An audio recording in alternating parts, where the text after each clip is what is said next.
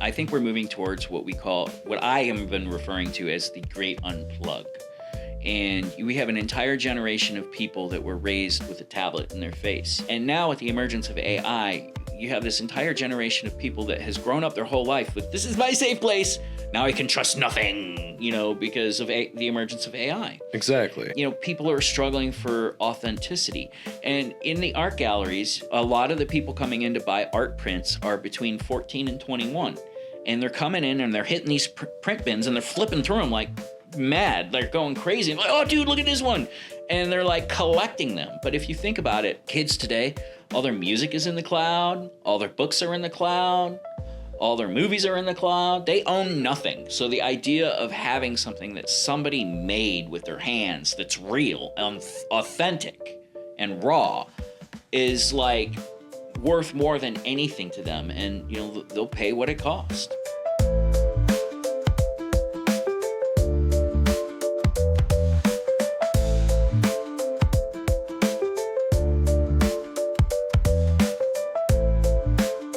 All right, so today's guest, Charles Mooneyham, Mooneyham Art Gallery.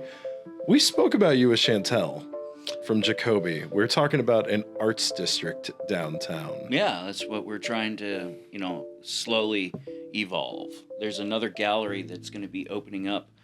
They're shooting for August 1st opening. That's at Mineral Springs? Yeah, that's Elysian Gallery that's owned by Jeff Bonnert. Okay, I've heard that name. Who is he? He was one of the photographers that was in the expo that I did back in March. The one at Milton? Yeah, and I met him there. I'd never really met him before, and he was talking about possibly purchasing an art gallery in another town not too far from here that had some changes of hands, changes of guards repeatedly, and I was like, well, why don't you try to put something here in Alton? There's already a couple other art businesses here, and, if we all can play nice together, what we could accomplish would be really huge collectively as a community. And he liked the idea, and him and his life partner started looking for properties. They were having a hard time breaking into the market, and, I deferred them to, Sarah. And, McGibney? Yeah. Of course. And then I also told him that I knew that there was some space available or coming available within the Mineral Springs Mall that, because when I was looking to move out of the Milton and move downtown to the riverfront, I was trying to, find, I was like, do I want to go into Lucas Row? Do I want to go into the Wedge Building? Do I want to go into the Mineral Springs Mall? Where should I land? Mm-hmm. And last thing I wanted to was in a situation like where, I was in with way too much overhead in premium property. Absolutely. The Mineral Springs Mall was definitely heavily on my consideration, but then I lucked into the space that I'm at now, which is the old Dolce Bakery at 305 State Street, and I couldn't pass that up. So, but that opportunity that's in the Mineral Springs Mall, and we've got Plant M right across the street, and we're already collaborating heavily with Emily at Plantum. Oh, yeah? In what kind of way? Well, she's our satellite gallery, so she carries a lot of our botanical art, and then she's going to start creating living art, and she's going to place some of that in Jeff's gallery, and then maybe some stuff in ours as well. So, botanical art, plant-themed art? Well, where she'll take, ceramic frames, and that has, some sort of chicken wire embedded onto it, and then she'll graft plants and moss to grow on it. I've seen stuff like that. Is so and it's cool. like a picture frame, and it's living art. Okay, that's incredible. I have to go see that. Yeah, she's got one up at her shop right now, and she's right across the street, the Mineral Springs Mall, right next to Mississippi Hippie. Yeah. So she took Greg's old spot in Sad Face. All right. Well, that's awesome. That's incredible. So your gallery is on State Street. What sets it apart from other locations in Alton? What? Well, if somebody walks in, what do they expect? We're set apart from just about everything in the St. Louis metro area. Oh. See, I'm taking a completely different approach than a lot of the galleries. See, when I just recently returned to the art world after a 20-year career in behavioral health, most recently for the Suicide Hotline. I started Incredible work. Well, it was heavy, that's for Yeah. sure. And during the pandemic, and we were also providing EAP support for BJC as well. So all the nurses calling EAP? into, employee assistance program. So like Okay. nurses freaking out, like they need someone to talk to in the middle of their shift. They call Hey, you're a in. nurse. Yeah, we don't have that. I'm a nursing home nurse. Our benefits suck, but Okay. but I love that. Yeah. That is a thing. Yeah, that a lot of different agencies have that. Like we were also doing it for Union Pacific, because them guys are out on the tracks for months at a time, away Yep. from their family, and they can work in 30-hour shifts. It's crazy.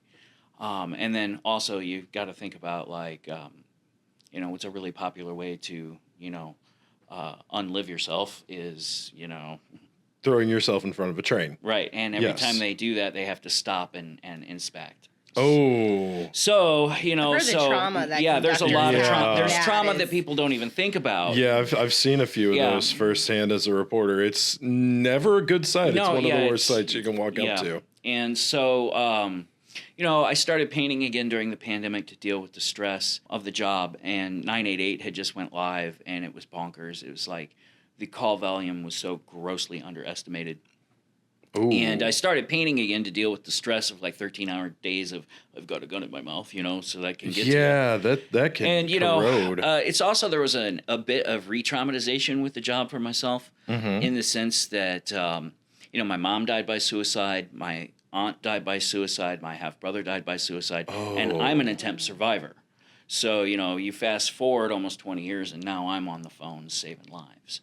So I felt compelled to do the work. So to kind of give back, and I was doing the horror paintings, little airbrush stuff, just nothing serious, putting them on Facebook, and they started selling. Oh. Yeah, and I sold like 12 in like a month, and I'm like, I'm just gonna quit my job and be a hippie artist. So, Hell yeah. But after a month or two of doing that, I still felt compelled to give back, and that's when I reached out. Prior to the Suicide Hotline, I worked for 15 years in applied behavioral analysis, working with children with a diagnosis of autism. And I reached out to my friend Carla, who used to work with me at one of the autism schools back in the day. And I knew she was administration for Centerstone, and that's when I reached out to her and said, hey, how about if I threw this big indie weirdo art fair and gave you guys all the money? How does that sound? And she's like, what did you say? So that's pretty much how the Alton Art Expo came to be, as a benefit for Centerstone. Love that. So- Especially with Medicaid cuts coming down the line. Like, Well, and that's going to harm them. Well, yeah, but Centerstone has a really amazing board of directors that's really pushing them in a great direction, and the fact that it's a national organization, I don't know that, if anything, I see their services expanding daily. They're just acquired another facility to partner with, and Aaron Sievers, who is their marketing director, he's just putting that company everywhere. Returning to the art world, the one thing I never thought in a million years I would ever see my gay ass doing is standing on Grizzly Field throwing out the first pitch at a ball game. that I never in a million years saw that in my future, but here we were, so part of the reason why there's also such heavy involvement with Centerstone is they've also asked me to be their speaker at Life Story this year, which is their 2K run or 5K run down in Marion, and then also in Florida. They hold a virtual event down there, and so after the run, I'll be the speaker. So I get to tell my story of my experience, strength, and hope, I guess one would say, to the world.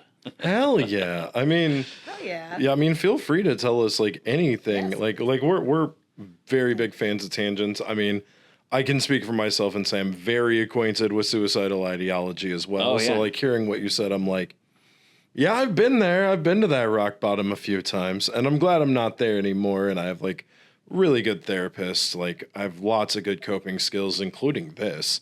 Right. So it's like being at the brink and like understanding, and also as a reporter, like I had to go to, like, one of my beats was dead kids.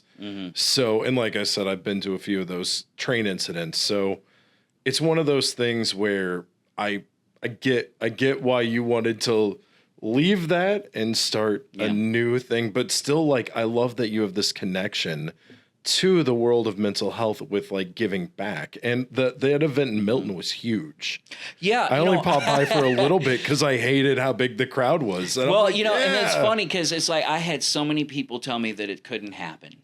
That, really? I was like, the neighbors will call the cops. I heard, people, won't come. There'll be no interest. And, by our calculations, there was at least 1,000 people on the first day and at least 700 on the second day. I was going to call it a win if I got more than 350. I might have been a little aggressive on the marketing campaign. It was a great marketing campaign. Thank you. I did old school guerrilla grassroots, man. I was a pretty successful artist in the 90s before I took my 20-year break to go try to save the world. And I didn't have the internet then. So now I'm back and I'm like, now I have the internet. So it's like I've been really excited about the growth it's afforded me. Also, hindsight 2020, that 20 years that I wasn't painting, I was making YouTube content. So basically my whole business approach that I've been taking with the gallery and my art career is, YouTube analytics and how does this apply to real life? So you're gaming the system. You're gaming the in real life system. Keyword phrasing, right down to using a lot of catchphrases. I know exactly what you're talking about. Across platform, across interview. Geosegmentation, blah blah blah. I'm like, I'm also very Sheldon Cooper and can go nerd in 2.5 seconds. What did you do on YouTube though? What was your? Our YouTube channel was about tiny houses, off-grid living. Hell yeah! I love stuff. We like also that. had a segment that was on doomsday preparedness. Oh fuck yes! Okay. Now, when the shadow ban went down on YouTube, we had to remove a lot of our firearm content. And anything that was very hunting related, and it even got to the point to where like they were starting to like demonetize. Like fishing channels and stuff like that. What? But ironically, like one of our most popular videos was like how to use a percolator. It gets something like 100 and some thousand views, and then it's like we'll make this one video and think this is going to go viral, and then it gets like only like 10,000 views or something like that, and it's just like okay, you're a gay dude doing firearms and doomsday prepping in a space that usually, not to be like, not that anyone's a monolith, but like the prepper community seems like they're a little anti-LGBT. No, actually it wasn't, So that's my misconception. Yeah, okay. really it isn't. If anything, people were, I think that's part of because our channel, like we had something like, I think last time I looked, we were over 3 million views total. Holy shit. We were pretty popular in the fact that we weren't, fart and glitter and crap and cupcakes, that we were men, so to speak, but, the fact that we just happened to be gay. I guess in a way, it was even, there's always been a rabble-rouser in me, so kind of, breaking down stereotypes, just because I'm a gay dude doesn't mean I don't know how to tie my own flies and got a deer with a buck 110. Exactly. It's like we have a 1965 Thunderbird. I like to ride my Harley, You got a 65 T-Bird? Yeah. Oh, that's sick. Did you drive it here? No. Oh, damn. I drove my stupid old Ford here, that Crown Vic outside. Yeah, John likes your Crown Vic. Oh, thanks, John. He's been looking for a similar car that's got the same body style.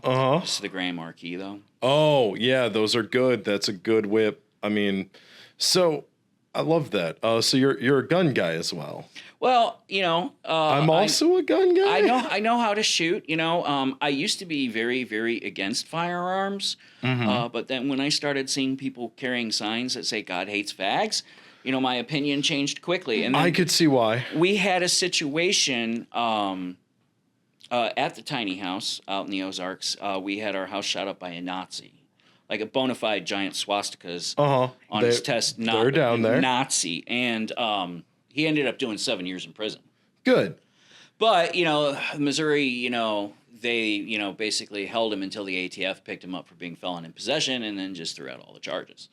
So he only did 7 years, and that was part of the reason why we, one of the motivating factors why we left Missouri and moved over here to Alton was because, well, this guy's out of prison. He just did 7 years, and let's get out of Dodge. That's a good point. So, John had just quit his job prior to me and started his tarot business full time. So he's a professional tarot card reader. What? And Alton's Spooky's good for business. Oh, so the amount of that's people so that cool. want to come, down to Alton, they can go see Troy, go to dinner with the spirits, get a tarot card reading, go on a ghost tour.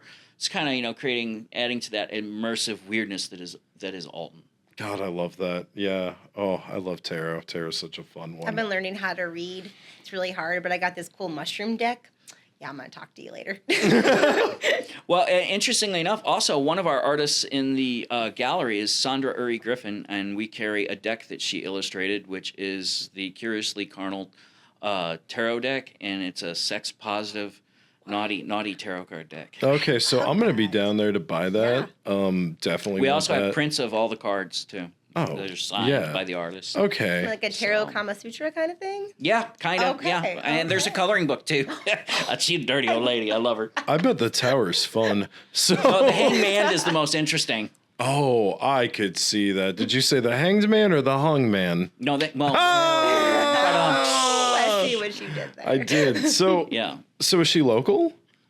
St. Louis. That's local I know enough. I know for pretty much the last month she's been frolicking down in the Mark Twain Forest at the Rainbow Fest.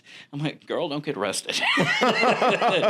But interestingly, it all comes everything comes full circle. And it's over the years that we were doing the YouTube channel, we got to know several YouTubers. Like, we have a shovel from Survival Lily over in Austria. Our August artist is Derek Diedrichsen. He is the guy from HGTV who did the tiny home builders and the tree houses. Yeah, no, this man, he's beyond multidisciplinary artist. So we got a bunch of his artwork going up in August, and we met him through YouTube, through the tiny house scene, because at that time there wasn't really a lot of people doing the tiny house thing. He ended up buying our tiny house from us. I was about to ask. Yeah. So you yourself had a tiny home. Yeah, and we you, had did your renovations and everything on YouTube. It was solar power, rainwater. We had a little stove that hung on the wall that would normally go in a yacht to heat the place in the winter. Okay, that's incredible. So, and then we would do, make videos on mushroom hunting, what plants are medicine or food, stuff like that. Okay, yeah, I'm going to watch these. I'm going to go home and I'm going to watch a lot of these. Apparently not the gun ones, though. No, they're all taken down, which was unfortunate, but, and then I've been itching to start making some video content again because it's been a while. But, we kind of drifted away from YouTube because, people don't understand that it could be 6 hours that goes into a 10-minute video. Especially if you're doing B-roll and jump cuts. I'm looking at our and trying editor to sync now. audio.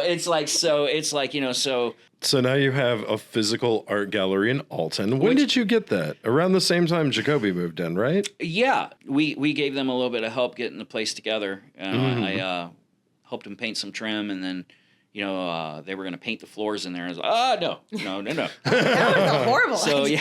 yeah, so I was like, just rent the equipment, I'll do it for you. So I went ahead and I did their floors for them. Where I'm at with the gallery is I had no intention of opening a gallery.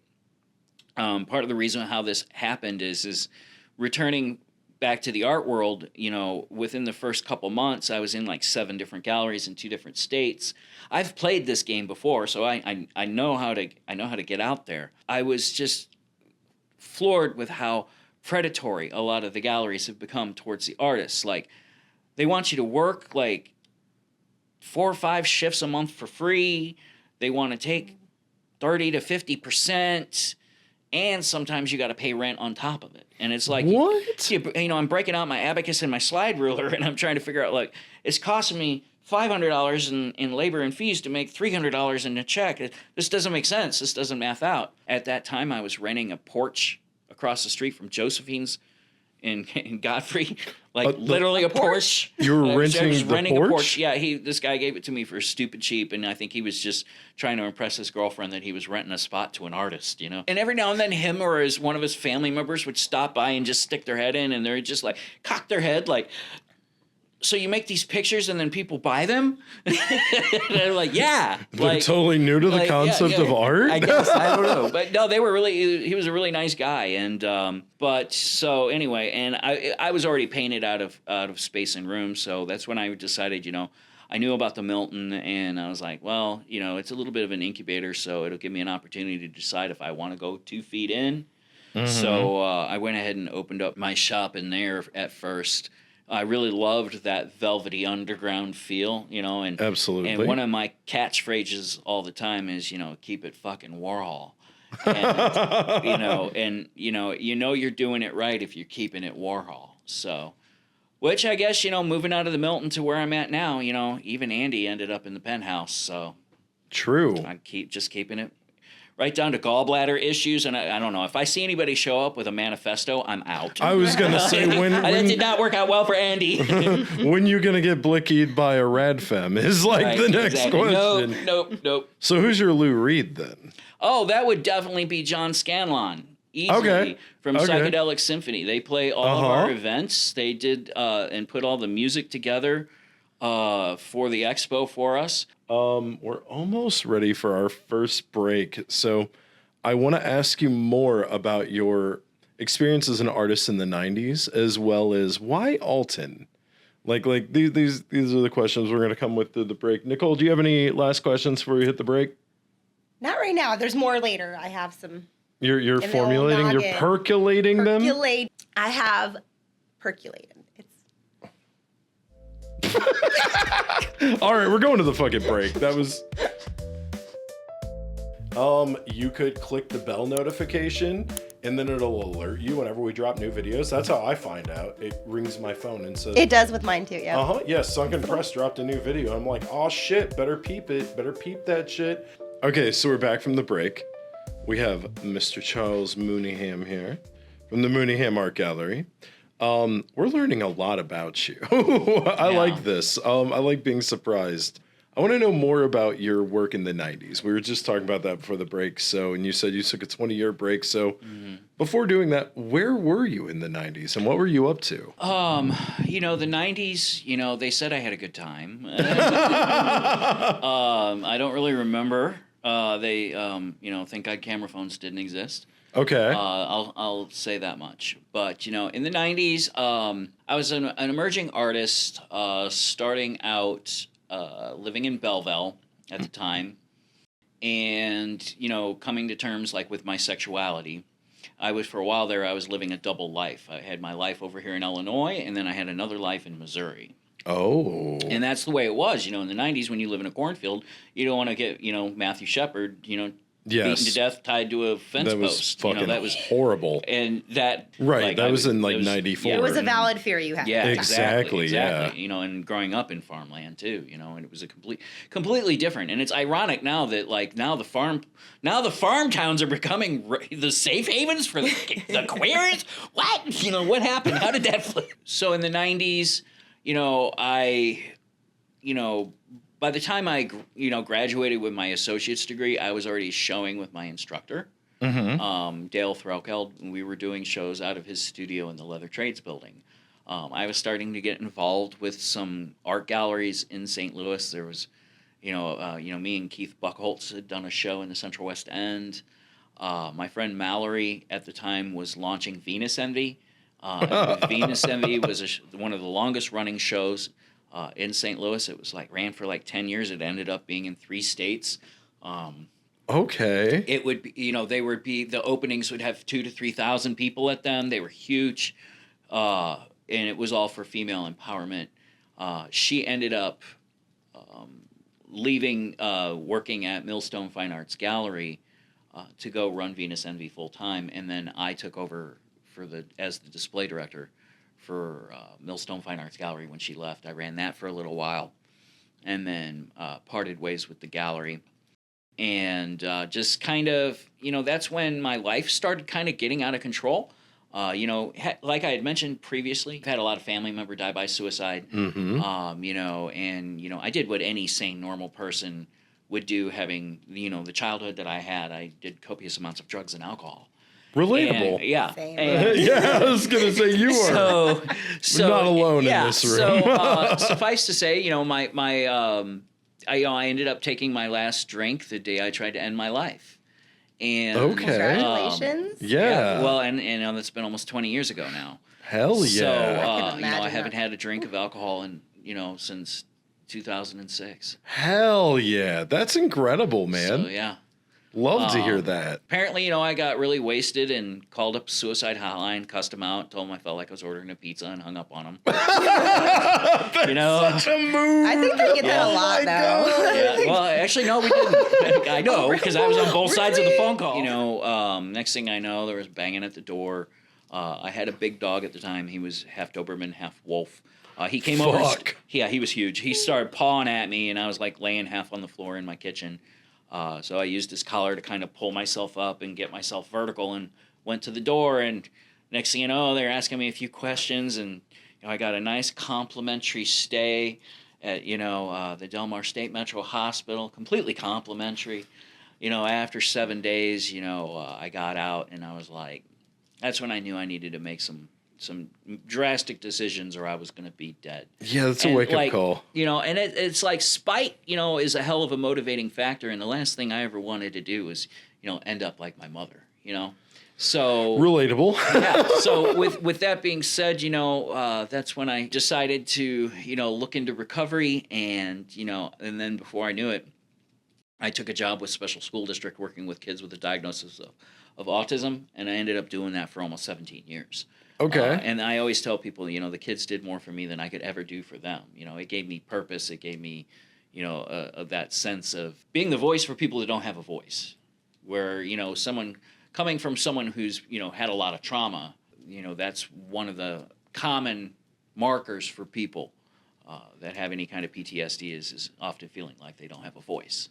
There's so many different ways above and beyond just the fact of just making art in itself is also therapeutically beneficial in the sense that it aids in symptom reduction to a lot of different maladies ranging from depression, anxiety, PTSD, CPTSD, on and on and on. So I have caught all of those Pokemon.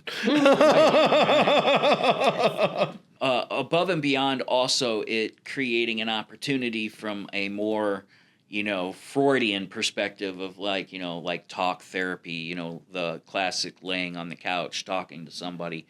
Art also does that for a lot of people too, because my earlier work in the 90s was very dark. There was a lot of anger and rage. There was a lot of underlying religious overtones and portrayals of guilt and shame for obvious reasons, growing up in the 90s in a corn town, Mm-hmm. Yeah, I couldn't imagine. And I was in the closet, well into my 20s. So yeah, so like I said, it was different times back then. It was not safe. It was not safe. It's getting to be like that again. Not here though. No, Alton's pretty progressive, and if anything, I think more, especially transgendered individuals, are moving here in droves. Yes, I love the trans community. There's, a couple friends of mine are, they got like a group house together and they're all living together, and there's communities coming over and, people doing what they need to do to get out. I'm glad they're getting out of Missouri, and I'm glad they're relocating in Alton because, I don't know, I don't exactly subscribe to being fully cis myself. I'm somewhere in the non-binary spectrum of things, and I also had suicidal ideation, also had lots of I wrote instead of painted, but what you're saying, it's hitting me on this shared level of we're both in Alton for very similar reasons, and that makes me feel good. And that's another thing that I'm trying to do within the gallery is, a lot of my artists have wildly exceptional stories. Like one artist, Joe Bovacanti, okay? This gentleman, he's one of my jewelers, and he makes gorgeous sterling silver jewelry. He was a 25-year vice cop. After 25 years undercover working sex trafficking for women and children, he was ready for a desk job. He was then told that he had stage 4 cancer and had like 3 months to live. Oh my God. That was 5 years ago. And, Hey. hopefully come this September, he'll be considered cancer-free. Then we've got, another artist, Rhonda Wellman. She was a very well-known realtor in the area. And then during the pandemic, boom, she suddenly went blind. She can't see. She can't show houses anymore. She can make out shapes and colors. Did it have to do with COVID? Uh-huh. Oh my. Oh. Yeah. And apparently that was a common thing. It happened to a number of people. So what she does, how she uses a technique in painting that's more rooted in physics than rendering. Okay. And so what she does is she lays out her color palettes and she uses a magnifying glass. And I guess, you could almost consider that, each piece is kind of, probably for her, a testament of, trusting the process and everything will turn out okay. Because, she's not going to be able to see the big picture. That's so fucking... And her paintings are amazing. She carefully lays out her colors and, it's very planned. And then we got, Marty McKay, gorgeous photographer. Yes, My the goodness. best photographer, wow. Just incredible work. Yet again, another miracle, 2-time cancer survivor. Uh-huh. And just miraculous stories. Every artist that's in the gallery has got some kind of story, even if it's not necessarily resilience that is easily identifiable. Then you got like somebody like Craig Downs who, buggered off to Portland, Oregon to find Bigfoot. And the next thing you know, he's traveling the world doing the Wall Together Now project and doing murals all over the place and just traveling the world and being a hippie artist. We need to get him on here. God, so you that's guys the can dream. talk Bigfoot together. Yeah, no, I would He's a love to huge talk Bigfoot. Craig's in town. He is? Yeah. Does he like Bigfoot still? Oh yeah. Oh shit! After the show, you should hook This me up is with the him. greatest meet cute ever. Yeah, just like so. You're telling me you know Bigfoot guy, eh? Yeah. I happen to love Bigfoot. I'm a huge fan of cryptids. We actually have something for our paid Substack subscribers called Sunken Secrets, in which I go into the Bigfoot, the aliens, the giant bird sightings. So during the break, we were talking about another one of your jewelers is my friend Siren. Yeah. And I was going to ask you more about like how your gallery is doing something a lot of Alton galleries have gotten criticism for not doing in the past and getting more like artists of color and artists from marginalized communities. Can you speak more on that? Yeah. Well, that's the last thing I wanted to do when I produced the expo was create another art fair that was a whitewash of people. I'm trying to project a image and brand that focuses on diversity and inclusion. Mm-hmm.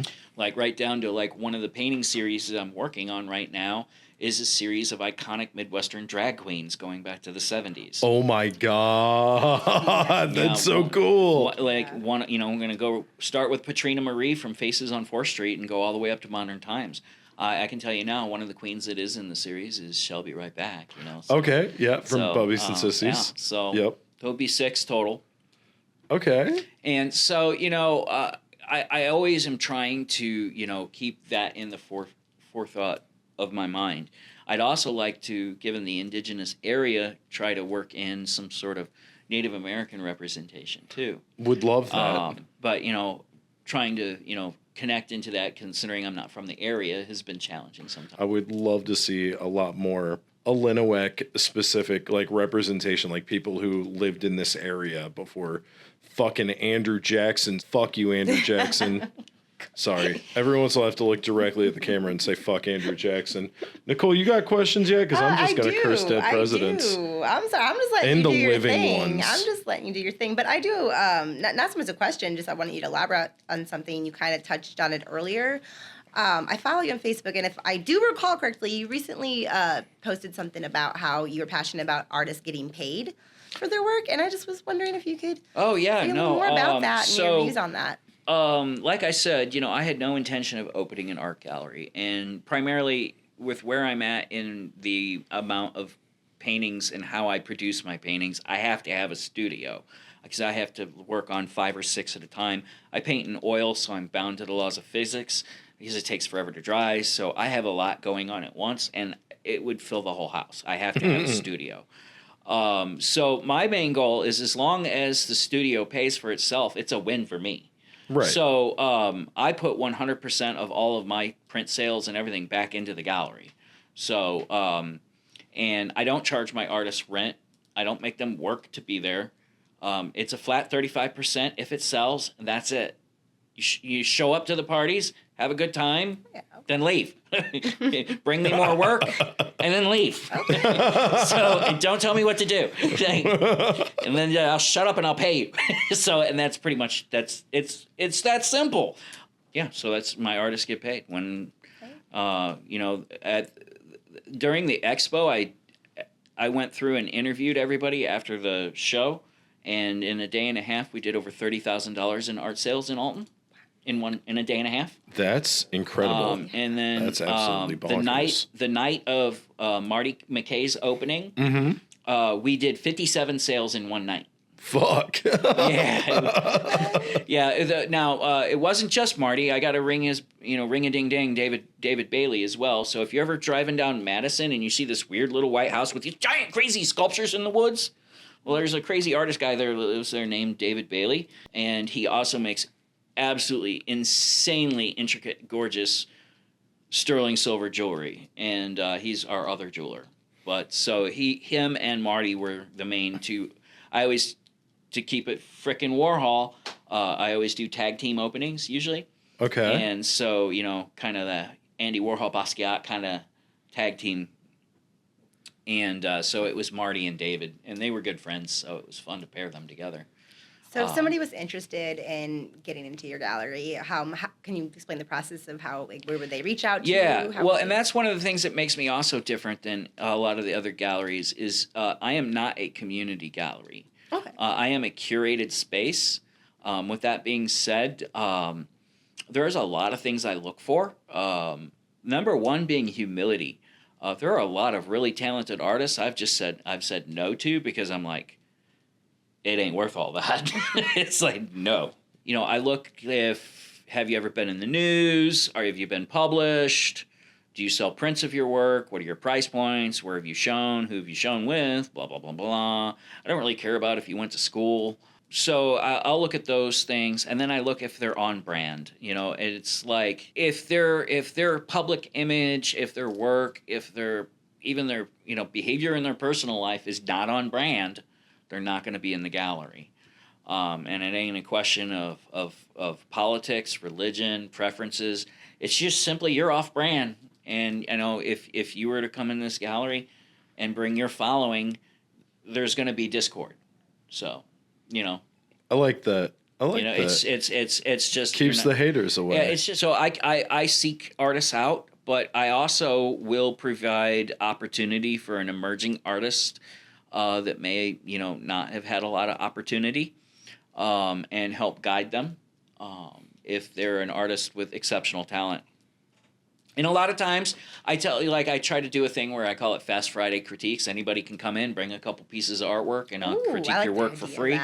I'll just give you a shakedown of what's going on. If people are interested in showing their work, I'm like, bring it in. Let me see what you got. It ain't always necessarily going to be a no.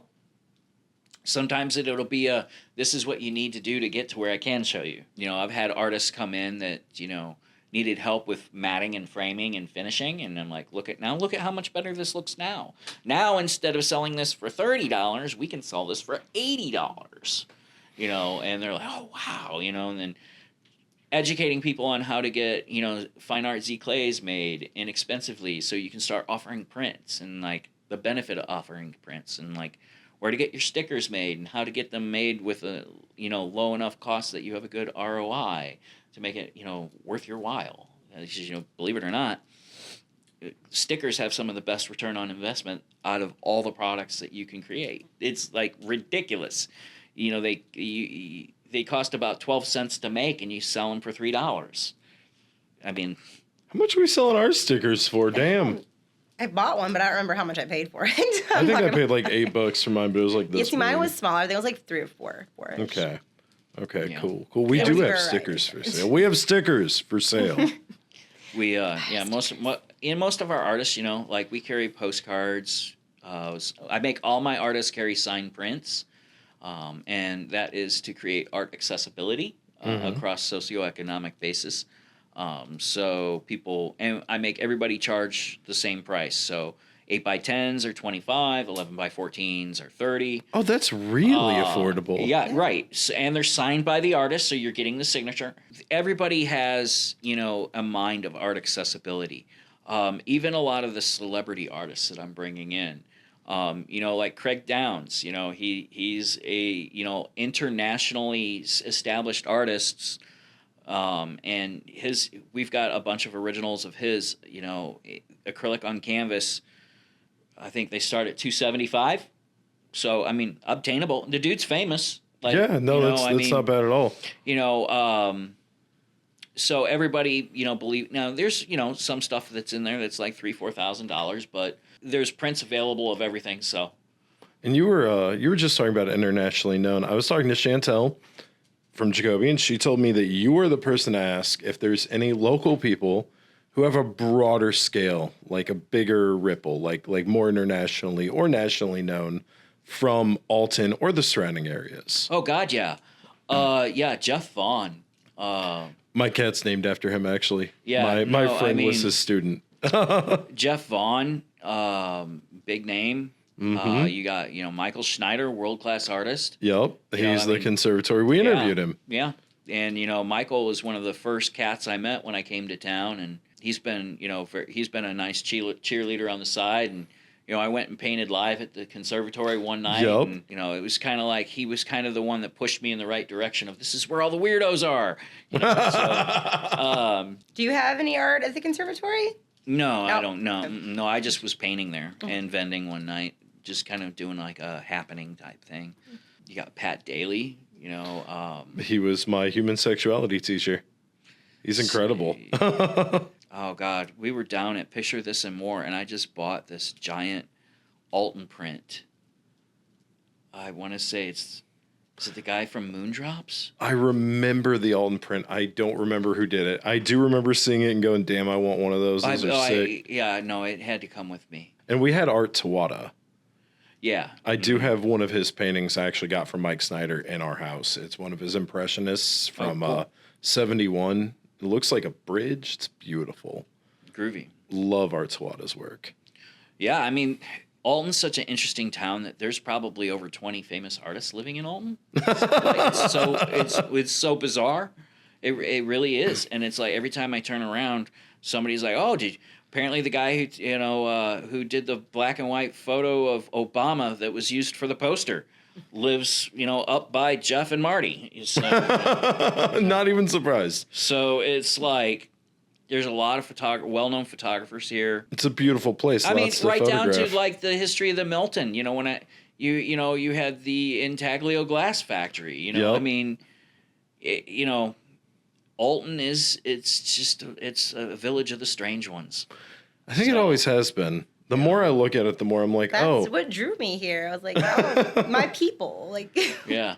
Oh, absolutely. I've lived all around this area, and the reason I bought a house in Alton was because it's weird, it's eclectic, it's got vibes to it. Like there's creativity that just flows through everything. Oh shit. All right, we got to take our last break. All right, so we're back with Charles Mooneyham, and so I've been dying to ask you this. How in the hell have you gotten all of these creatives in Alton to work together to create like a synergistic art district idea? Because we were just talking about your mini map. Yeah, well, a lot of it happened organically, and there's been a lot of people on the forefront prior to me even being here. There were a lot of people swinging an uphill battle that have ran out of steam, and they were so close to the finish line, they just needed a little extra energy to push them over the edge. Mm-hmm. And I have I am tenacious as fuck. And this isn't my first rodeo. And my experience from the 90s, I think we're moving towards what I have been referring to as the great unplug. And we have an entire generation of people that were raised with a tablet in their face. Every time they cry in the store, they got a tablet in their face. Oh, they have to wait while mom's in the store. You got a tablet in your face. Oh, your mom's on the phone. You got a tablet in your face. And now with the emergence of AI, you have this entire generation of people that has grown up their whole life with, this is my safe place. now I can trust nothing, because of the emergence of AI. Exactly. People are struggling for authenticity. And in the art galleries, when I was at Artisans in the Loop as a resident artist, or, what I saw at the expo, or what I've seen in my own gallery, a lot of the people coming in to buy art prints are between 14 and 21. And they're coming in and they're hitting these print bins and they're flipping through them like mad. They're going crazy. Like, oh, dude, look at this one. And they're like collecting them. But if you think about it, kids today, all their music is in the cloud. All their books are in the cloud. All their movies are in the cloud. They own nothing. So the idea of having something that somebody made with their hands that's real and authentic and raw is like worth more than anything to them, and they'll pay what it costs. God, I love this optimism. I needed this. Well, it's not optimism. It's the product of our society, and if you're going to look at this from a psychology perspective, if you're going to look at like the pyramid of the hierarchy of needs, like Maslow's hierarchy of needs, one of those is a sense of community and a feeling of self-worth. Those are anchors for mental wellness. And having come out of the pandemic, so many people are leaving long-term careers and chasing their dreams. And just like me, I left my career and now I decided I'm going to be a hippie artist, and here we are, and it's working. I quit my nursing job during the pandemic and started doing the stand-up comedy, and entirely fucked my finances, but I don't have one regret. It was so much fun. Right. So, with that being said, these kids come in and they're investing in art. I treat everybody with the same dignity and respect. And, I've had kids come in, green hair, piercings all over, and, maybe 20 years old. And they come in, they drop like $100. In prints. They buy a couple stickers, they buy 2 prints, they like supporting the artists. They realize that if they go to an art event and spend $20 at every art event and buy 1 print, just one, and they do that every month for the 10 years and throw them in a Rubbermaid tub, and at the end of 10 years, you take that tub out and you start going through those art prints and start Googling names. Go on eBay, and if you search, Andy Warhol signed print, we're talking about a signed poster, an autographed poster, $200,000 up. Shit. Jim Dine, Jackson Pollock, Jean-Michel Basquiat. These are artists that were alive within our lifetime. I do love Basquiat. So, there's a reason why artwork is being traded on Wall Street now. They're selling stocks that are backed by the sales of fine art. Whoa, did not know that. So, and art is a recession-proof investment. And it's also, for most part, a recession-proof, industry in the sense that a lot of the people that purchase originals are not widely affected by a recession. Yeah. So, and then there's the fact that, like a lot of the early collectors, the young kids, they coming in and they're buying that $20 print now, but in another 6 years, they could be finishing their pre-law degree and working as a paralegal, and when they graduate, come in and buy the original. So they're going to remember that they were treated as just of a serious collector as someone coming in to look at original fine art. And the fact of the matter is there are signed artist prints out there selling for thousands, hundreds of thousands of dollars. And because the originals are going for millions. So, they understand the value of art. And that's what's exciting for me to see other people excited about artwork. The fact that we had 2,000 people coming into the Milton, blew my mind. It's and I saw familiar faces both days. It wasn't me I did get a lot of people to cross the river, which that in itself is a miracle. Yeah, that's impressive. A lot of the people that were there were local. Yeah. I just kept telling people, it's Belleville's over here too, and they have a nationally recognized art fair. They do? Yeah, the Belleville Art Fair, the Art in the Square. That's nationally recognized? It is a nationally recognized fair, yeah. Oh, that's so cool. Yeah. A talented artist in one of those events could easily make $7,000 to $10,000 in a day. That's how heavily attended they are. But that's also why, like, a lot of these fairs, again, are becoming predatory on the artists, to where, like, you know, some of these, to be like a vendor at, like, St. Louis Pride, it's like $2,000. You know, like, or if you want to enter into some of these art fairs up in Chicago, it could be, you know, anywhere from $800 to $3,000 just for your booth fee. It could be $200 just to enter. That's non-refundable. You don't even know if you're going to get in. That sounds like a scam. It sounds like a grift. A lot of galleries, you know, like I said, they have shifted off of making money off the artist and not the art. I believe in making money off the art, not the artist. And I treat my artists like famous artists. I'm like, and some of them are. You know, when I was off trying to save the world, you know, a lot of my friends were off becoming famous rock stars and artists. So, you know, I'm pulling in some favors. Like, hey, remember when we did that show in 92? I had to pay for everything. You owe me a favor, you know. The last thing I wanted to do was create a predatory event, you know. And you see that often in times with any time there's some sort of gala. There's a lot of art events that happen where the artists give away their work for free. They auction off that. For exposure. Oh, yeah, I can expose myself, thank you. Sometimes it costs extra. In comedy, those were gotta pay to play kind of shows. The bringer shows is what we called them. So if you had brought enough people, then you got paid. Right. You're not, you know, in very seldom circumstances are you getting any kind of exposure. And it's just a cheap ploy to play off of other people's dreams. And you're using the guise of hope and blue sky promises off of somebody's dream to get them to create revenue for your goal with total disregard for their well-being or them getting paid. And that is inherently wrong. Yeah. And when I did the Alton Art Expo, I made sure that I had the lowest vending fee possible. It was $65 to vend for total for both days. Whoa, that's and not if bad. You wanted to split your booth, you could do it for $75. So then you would each pay half. Okay. So I wanted to make it to where anybody could get in this art fair that could afford it and have the talent. And I didn't, you know, some people were denied. It was curated.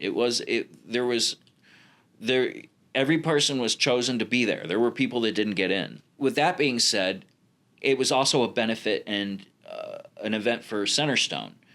And how I set it up was Centerstone got 100% of all door donations and food entries, including pet food, because sometimes, you know, if people are struggling to get by and pets don't, if they can't afford to feed their pet, that's a lot.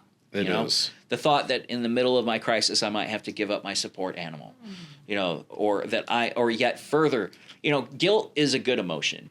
Guilt lets you know that things could have been done differently.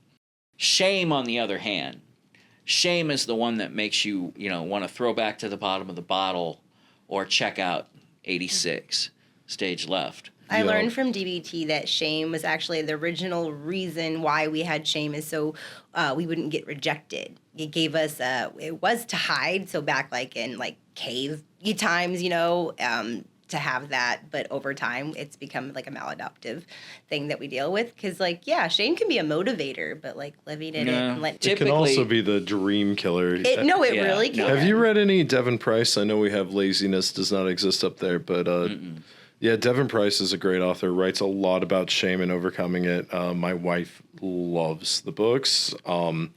She has translated them to me. So there's a lot of work with shame, and I work a lot with my therapist with shame because it is the mind killer, the religious trauma and the capitalist overtones of you should be doing this with your life. And that's also, you know, a major predisposition with anybody that has any kind of adversive childhood experiences is, you know, one of the benchmarkers is this inherent sense of shame, the feeling of impending sense of doom constantly. When's the other shoe going to drop? Not allowing yourself to take a win, being unable to accept a compliment, the ideology of like it's never good enough and how exhausting that in itself can be. My goal is to try to bring some sort of normalization to people having more candid conversations about mental health and behavioral health. Yes. And it's like for instance, a common mistake so many newbie clinicians would make. And like, let's say, for instance, you're dealing with a youth, right? Mm-hmm. Okay. A lot of people, if you're assessing a client and they're a child, they have a hard time asking the child if they want to kill themselves.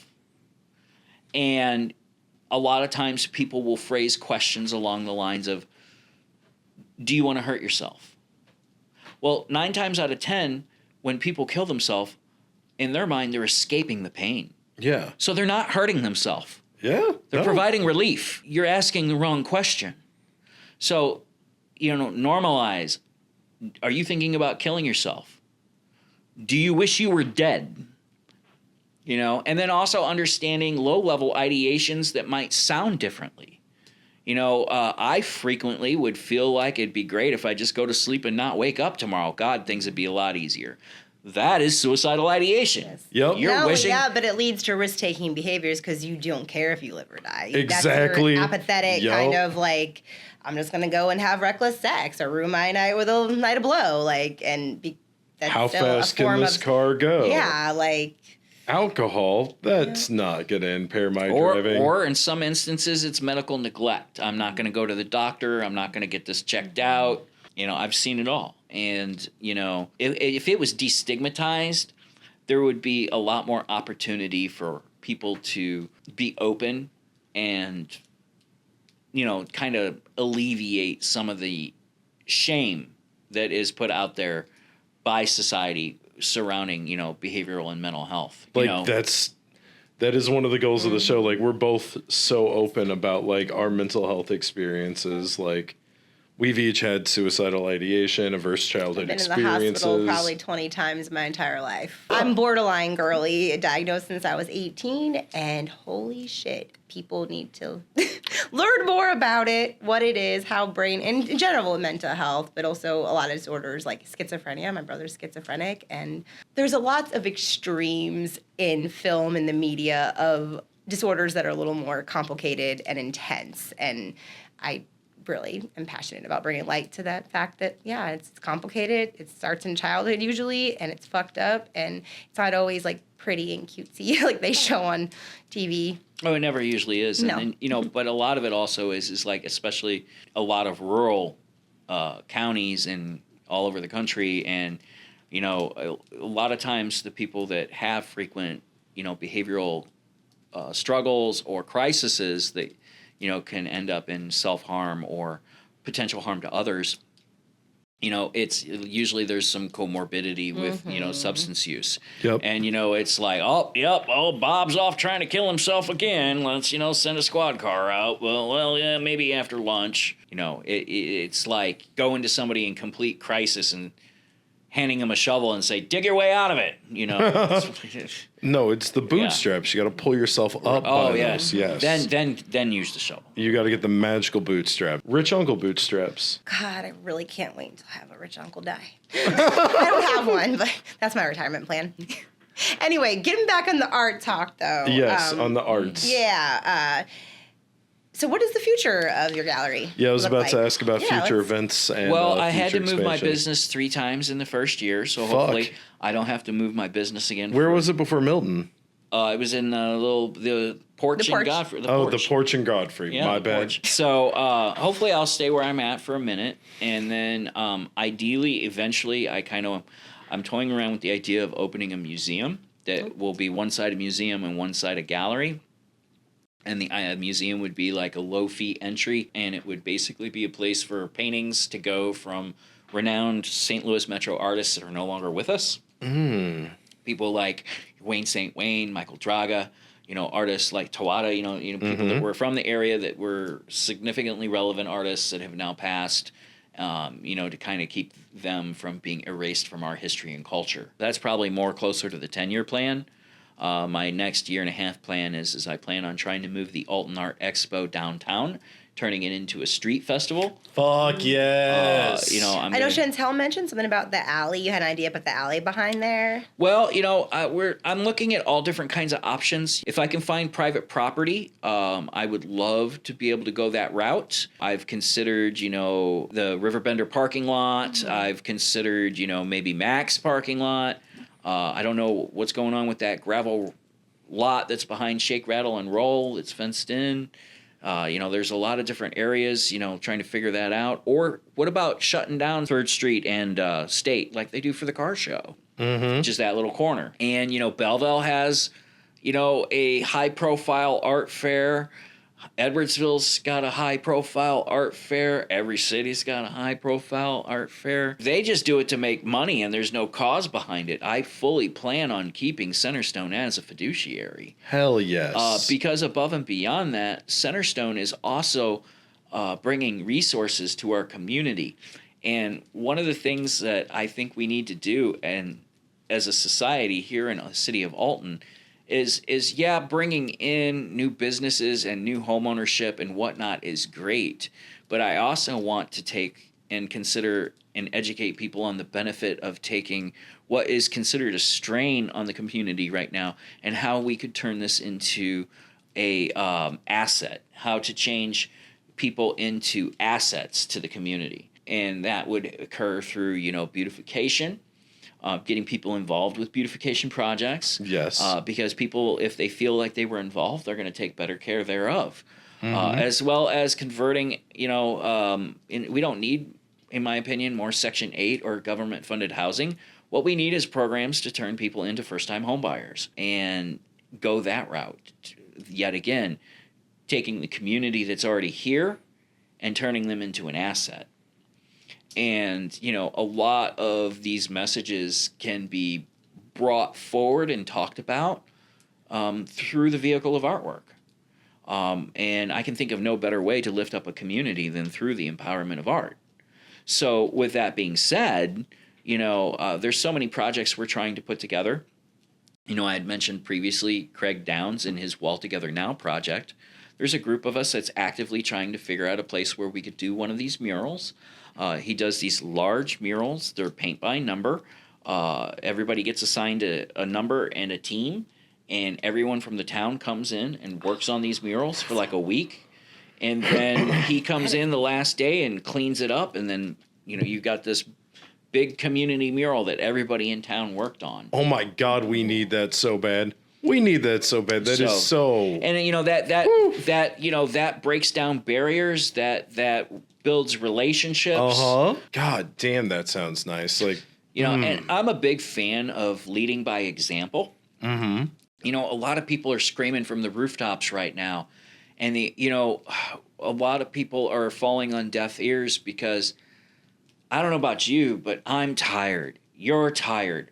I don't want to hear any more screaming. We know it's fucked up right now. It's like it is fucked up. We know. It's like I don't need to every time I open up Facebook see the constant doom scrolling, and it's just like, let's get out there and lead and live by example and show them what pride looks like instead of bitching and moaning about it online. Let's get out there and live our lives loud and proud.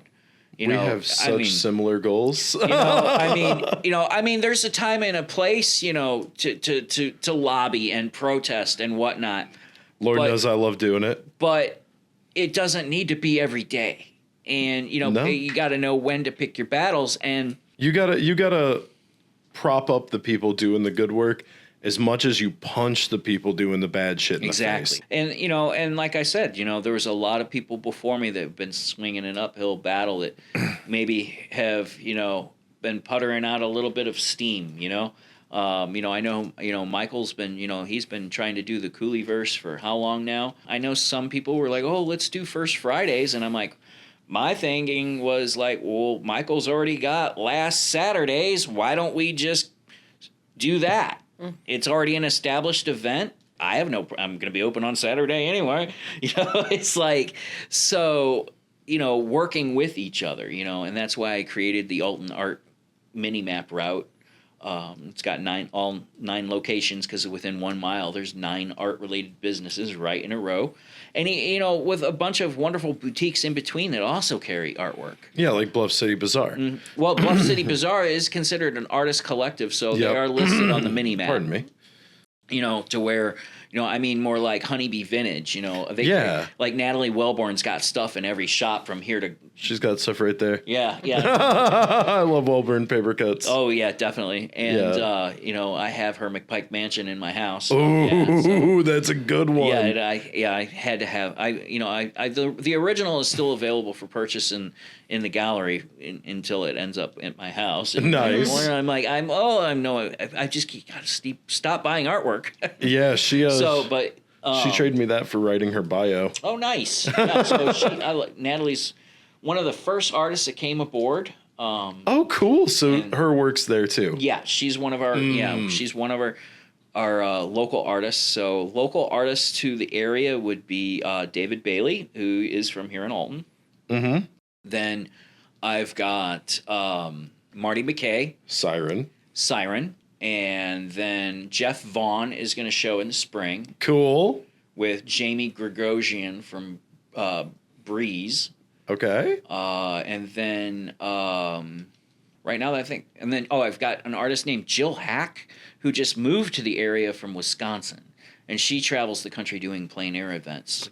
Okay. Fantastic art. So I've got quite a bit of local talent in the gallery. Love that. And then I'm just kind of every time I do an opening, I try to pair somebody with somebody like Derek or Ty Davis or Craig Downs, or with Marty and David, they're both heavy hitters, so that was a powerhouse show. Marty's photography is fantastic, and then David's jewelry. David's been making jewelry since he was 13, so he's like doing intarsia with the stones, where he's cutting stones and putting them together to make a new stone that's multi-layers of stone and polishing them. Holy shit. Yeah, his jewelry is unbelievable. And they're big statement pieces. They're fun. Okay. Yeah, I do like the sound of that. It is going to be rotating a little bit, so about every 6 to 8 weeks, there will be new stuff popping up left and right. So people should go there all the time. Oh, yeah, definitely. And I'm getting ready to have a couple events. So the next artist opening is going to be August 23rd. We're doing Leo's on Fire. Come down. A lot of the artists will be there that you can meet and talk to. There will be new work on display, and it'll be... The celebrity artist will be my friend Derek Diedrichsen from HGTV. That's incredible. So he's, going to be in August, and then, we got an event planned for September, one in October 31st. And they will be on social media? Yeah, through the Facebook page, if you follow the Facebook page or the business page. But I've got shows planned out now pretty much. I'm not going to do anything in January because it's just... Yeah, fuck January. Yeah, no. And that schedule you can find on Mooneyham Art Gallery on Facebook? It will be on mooneyhamart.com. Okay. Or it will be on the Facebook page, which is Mooneyham Art. Awesome. All right. We do have to wrap up. Any last thing you want to add? Anybody? No, I just want to say thank you for coming on here and being vulnerable. And I love hearing about your work with Centerstone and the things you're doing in the art community. So I just want to say thank you. Well, thank you so much for having me on. And I know you're going to have a lot of fun cutting out all of my Sorry about that. You've given me some more hope for Alton. I like this. Look at how much of shit they have to cut out with Corey, though. Oh, yeah, no, I'm terrible. She's I'm used to it. I say horrible shit. Yeah. Well, thank you so much for coming. Well, thanks for having me, guys. Oh, that was a lot of fun. All right, cool. I think we good.